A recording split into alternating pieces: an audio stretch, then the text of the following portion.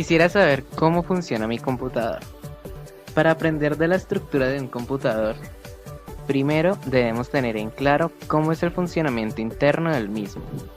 Por ejemplo, ¿cómo es que mi computador entiende operaciones básicas o complejas si solamente entiende unos y ceros? Por eso hablaremos de unos temas muy interesantes que nos ayudarán a comprender mejor cómo funciona esta máquina tan potente como es nuestro PC. Como primer tema a explorar, vamos a adentrarnos en una computadora para entender cómo funciona la unidad aritmética.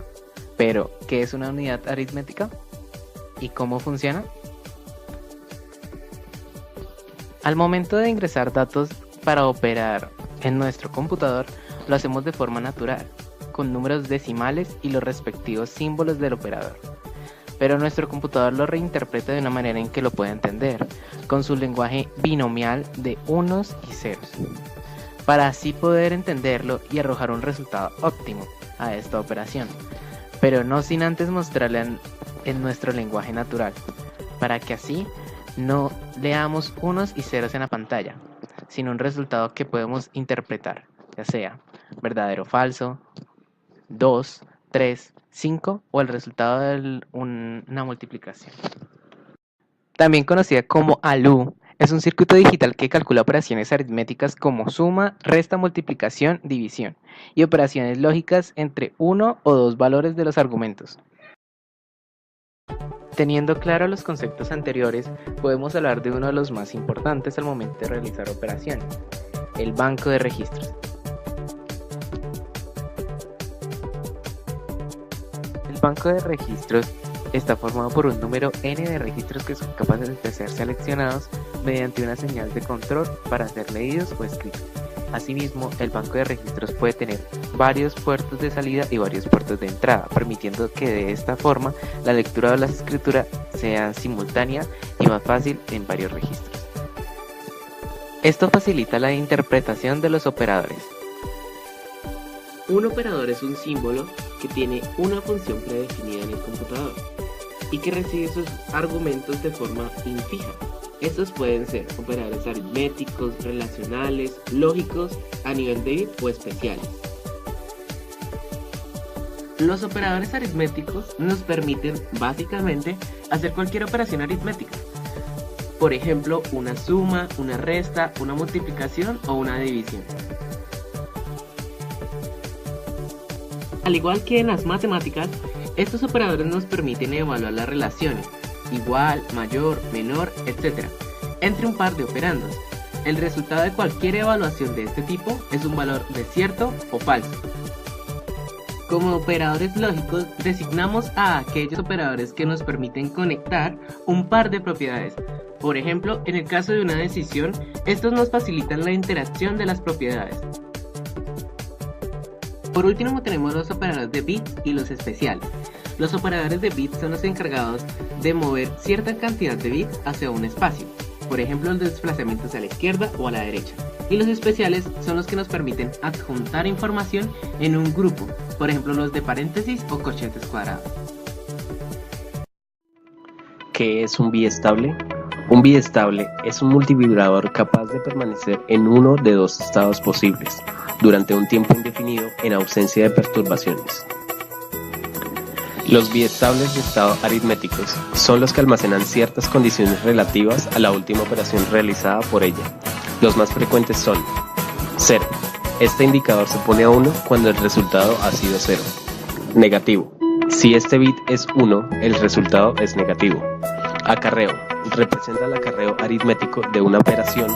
Si el resultado tiene acarreo, el indicador se pone a 1. Desbordamiento. Se pone a 1 si el resultado no cabe en el número de bits que tiene asignado. Paridad. Según el criterio empleado de paridad, par o impar. Buses de interconexión. Los buses de interconexión son un conjunto de conexiones físicas que deben compartirse con múltiples componentes para que se comuniquen entre sí. El propósito de los buses es reducir el número de rutas necesarias para la comunicación entre los distintos componentes al realizar las comunicaciones a través de un solo canal de datos.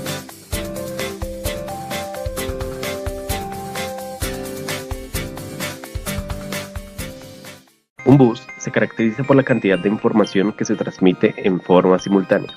Este volumen se expresa en bits y corresponde al número de líneas físicas mediante las cuales se envía la información en forma simultánea. Por otra parte, la velocidad del bus se define a través de su frecuencia, es decir, el número de paquetes de datos que pueden ser enviados o recibidos por segundo. Cada vez que se envían o reciben estos datos, podremos hablar de un ciclo. Estos buses de interconexión se derivan de tres tipos. El bus de direcciones o bus de memoria se encarga de transportar las direcciones de memoria al cual el procesador desea acceder para leer o escribir datos. Se trata de un bus unidireccional. El bus de datos se encarga de transferir tanto las instrucciones que provienen del procesador como las que se dirigen hacia él. Se trata de un bus bidireccional. El bus de control o bus de comando se encarga de transportar las órdenes y las señales de sincronización que provienen de la unidad de control y viajan hacia los distintos componentes de hardware. Como su nombre lo indica, la unidad de control se encarga de regular el comportamiento interno de la UCP y a su vez dirigir la secuencia de pasos de modo que la computadora lleve a cabo un ciclo completo de ejecución de una instrucción. La unidad de control realizará los siguientes pasos para los cuales le permitirá ejecutar una instrucción cualquiera. Estos son: primero, ir a la memoria y extraer el código de la siguiente instrucción.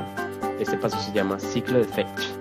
En la literatura computacional, to fetch significa traer o ir por.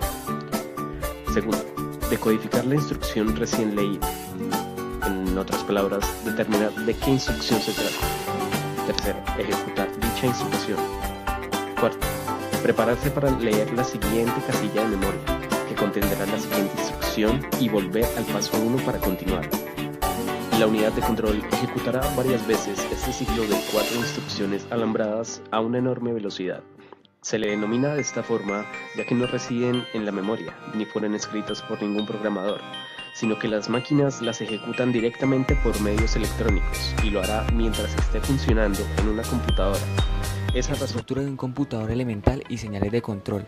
Para poder analizar el funcionamiento global de un computador utilizaremos la estructura elemental. Servirá de base para el análisis de la secuencia de señales de control necesarias para ejecutar las instrucciones. Memoria principal. La UCP de un computador cuenta con dos registros auxiliares para la gestión de la memoria, el registro de dirección RD y el registro de datos RM. El RD se utiliza para el almacenamiento temporal de la dirección de la memoria a la que se desea acceder, bien para la realización de una operación de lectura o bien para una de escritura. El registro precisa de un flanco de carga FD, flanco de direcciones, desde el bus de dirección interno. El RM se encarga de almacenar temporalmente el dato que se intercambia con la memoria. Las señales de carga que requiere son FEM, flanco escritura de memoria, que lo carga desde un bus de datos internos, y FLM, flanco lectura memoria, que lo carga desde la memoria. Para el control de la memoria son necesarias también las señales de lectura y escritura, señales que generan cuando corresponde a la UC del computador. Estas señales han de tener una duración mayor que el tiempo de ciclo de memoria para asegurar una interacción correcta con ella.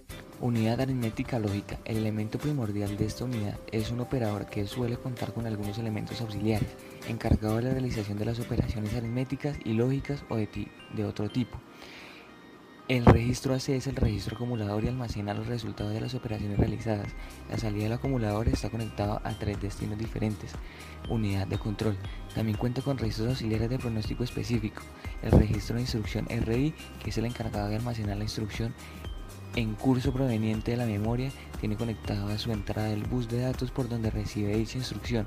La señal de carga que gobierna esta acción es FI, flanco de instrucción. Funcionamiento interno de un computador, cronogramas de instrucciones. En esta sección se llevarán las operaciones elementarias necesarias para llevar a cabo una instrucción de máquina. Antes de continuar, conviene establecer que las señales de control que genera la unidad de control pueden ser de dos tipos. Son señales de nivel y señales de pulso.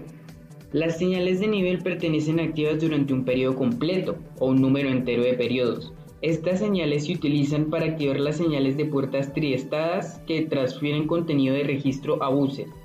para activar las señales de control del operador, puesto que tienen que estar activas durante un cierto tiempo para poder permitir a los circuitos internos del operador realizar las operaciones solicitadas.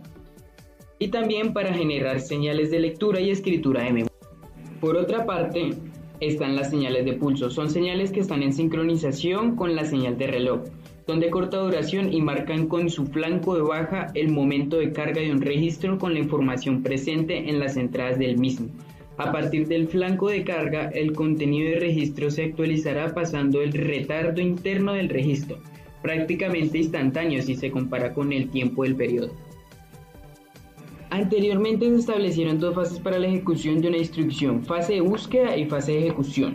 La fase de búsqueda comprende el conjunto de operaciones elementales a las que han de realizarse para traer la instrucción almacenada en la posición de memoria marcada por el controlador de programa hasta el registro de instrucciones de la unidad de control. Las operaciones elementales que realizan en esta fase son la transferencia de contenido del controlador del programa, la ejecución de un ciclo de lectura en memoria, la transferencia de la instrucción leída y la incrementación del valor del registro. Los dispositivos de entrada y salida es aquel tipo de dispositivo de un computador capaz de interactuar con los elementos externos a ese sistema de forma bidireccional, que permite tanto que sea ingresada información desde un sistema externo como emitir información a partir de ese sistema. También podemos decir que son los medios por los cuales el usuario se puede comunicar con el sistema de. En informática, los dispositivos de entrada y salida son también llamados periféricos, ya que no son una parte integral del sistema informático. Los elementos periféricos que se conectan al sistema mediante sus ranuras de entrada inputs o ranuras de salida outputs. Los dispositivos de entrada y salida se conectan a los sistemas de procesamiento de información a través de ranuras de expansión o conectores de entrada y salida que se encuentran integrados en su tarjeta madre, como por ejemplo las ranuras o puertos USB, conectores LAN, conectores VGA o conectores de audio. Los dispositivos de entrada son aquellos elementos que se conectan para introducir dentro del sistema general la función o información deseada. Algunos ejemplos de dispositivos de entrada son el teclado, el ratón, el escáner. Los dispositivos de salida son aquellos elementos que se conectan para que el sistema de procesamiento exponga la función o información deseada. Algunos ejemplos de dispositivos de salida son monitor, las memorias portátiles, las impresoras.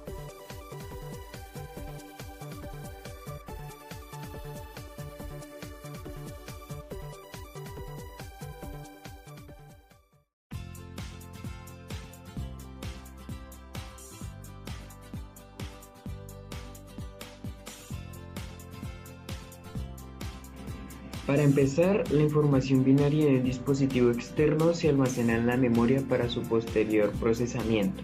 Por otra parte, la UCP solo ejecuta instrucciones de entrada y salida y se encarga de aceptar datos de forma temporal, pero el destino final es la unidad de procesamiento. La transferencia de datos entre un computador y un dispositivo de entrada y salida puede manejarse en diversos modos. Algunos modos utilizan la UCP como trayectoria intermedia. Otros transfieren los datos directamente de la unidad de memoria. La transferencia de datos puede realizarse por tres modos: entrada y salida programada, entrada y salida iniciada por interrupción, acceso directo a memoria DMA. La entrada y salida programada tiene una aplicación importante basada en métodos alternos que se sirven del módulo para controlar operaciones de entrada y salida, empleando la memoria como sitio intermedio para transferir datos.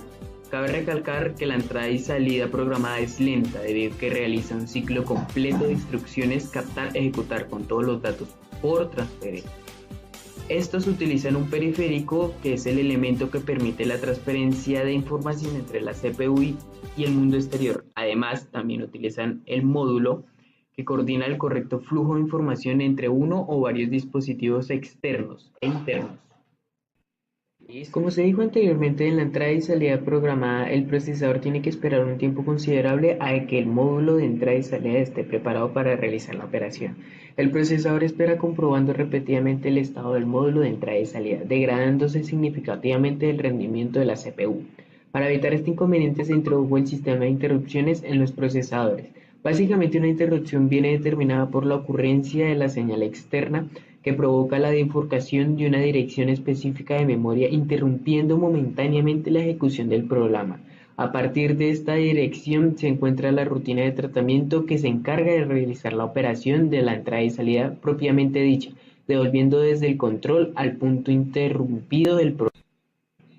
Acceso directo a memoria o DMA, Direct Memory Access por sus siglas en inglés, es una característica de los computadores y los microprocesadores modernos que permite que ciertos subsistemas de hardware dentro de la computadora puedan acceder a la memoria del sistema para la lectura y o la escritura, independientemente de la unidad central de procesamiento CPU. De lo contrario, la CPU tendría que copiar cada porción de datos desde el origen hacia el destino, haciendo que éste no esté disponible para otras tareas. Los subsistemas de hardware que utilizan DMA pueden ser controladores de disco, tarjetas gráficas, tarjetas de red, tarjetas de sonido. También es utilizado para la transferencia de datos dentro de chip en procesadores con múltiples núcleos.